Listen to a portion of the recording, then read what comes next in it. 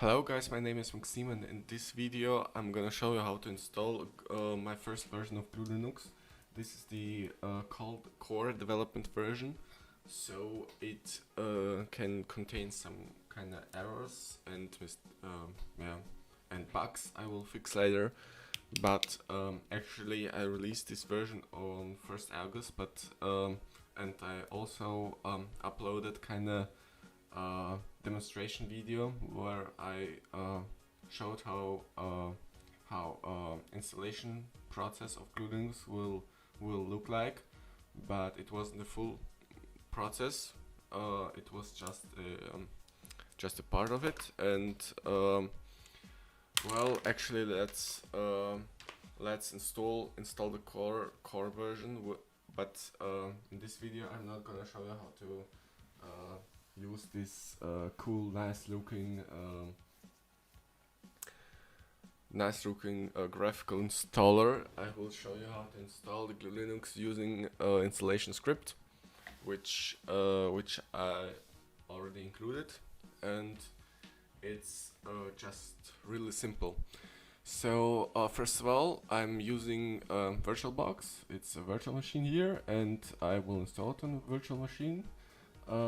Yes, I know. I use Windows as one of the main machines. I also have Linux from scratch on the as dual boot, but yep, please don't kill me because of my usage of Windows. But well, anyway, let's hit new and create a new machine. Let's type GlueLinux test. Hit enter. Let's choose 4 gigabytes RAM. I think it should be enough for Linux. Hit next. Let's create a new drive. Next. Well, if we use 8 gigabytes, I think, well, I'm sure 8 gigabyte is more than enough, but I also prefer and recommend you using like 16 gigabyte if you try to install something later on, something like Xorg or Wayland or graphical some kind of graphical environment or desktop environment or other software. You will need more space, and that's why I recommend you using more than just 8 gigabyte disk space. But if you use VirtualBox, you can enlarge your drive anytime, but you will have to change the size and remount it. But anyway, just I would recommend you choose 16 gigabytes. Anyway, let's hit create, and now we have our virtual machine. We can go to settings and go system processor and choose 2 CPUs because it's just better, I think, and why not? But I think with 1 CPU it will also work fine, but 2 CPUs are, as I think, better. Well, they are better. Anyway, let's hit OK and hit start, and now we'll see this menu, startup disk. We have to click this icon, hit add, and choose the GlueLinux ISO, and choose. And you will have to download this ISO from the internet, so from my official GlueLinux website. I already have it, but I will leave a link in the description. But anyway, let's hit start. And if everything is alright, you should see this menu, this installation menu, and GlueLinux installer. Let's hit enter. We will see a small boot process. Yes, it is. Yes. Just wait some time. Yep, we automatically booted to live environment. We were automatically logged in, And now let's first of all view all possible drives. ls blk, and we see we have a SDA drive, which is a disk, which is 16 gigabytes as we chose it. We selected 16 gigabyte, and now we have a 16 gigabyte drive. So let's don't worry, it isn't actually that large. Yeah, so it's the 16 gigabyte is a maximum, but it isn't that large in the system, so it won't really take full 16 gigabyte of your space on the main machine, you're using. So anyway, it's /dev/sda. It's alright. And then actually the only thing left to do is actually write sudo, because we need super user permissions, and now we are not super user, as you see, just user at GlueLinux. So let's just type in sudo and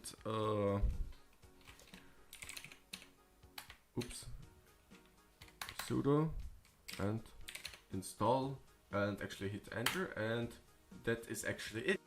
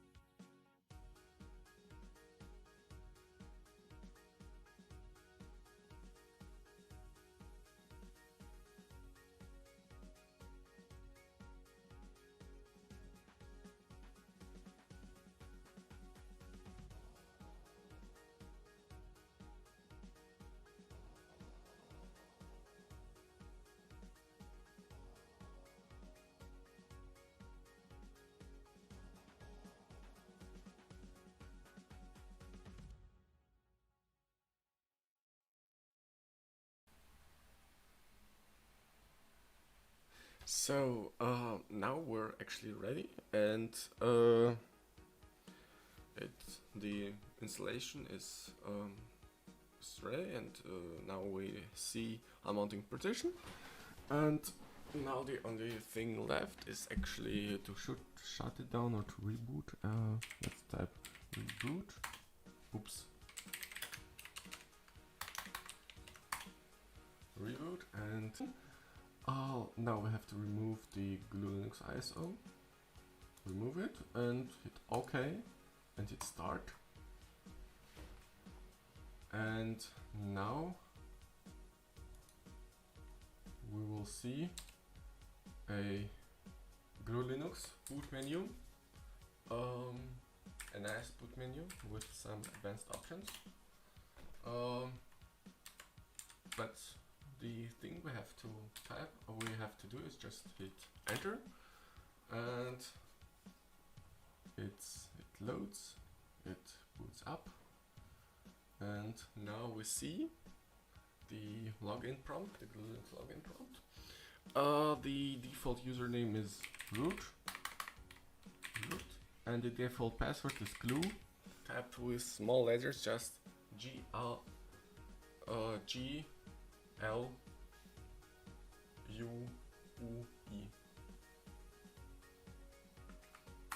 Yep, and now we're inside.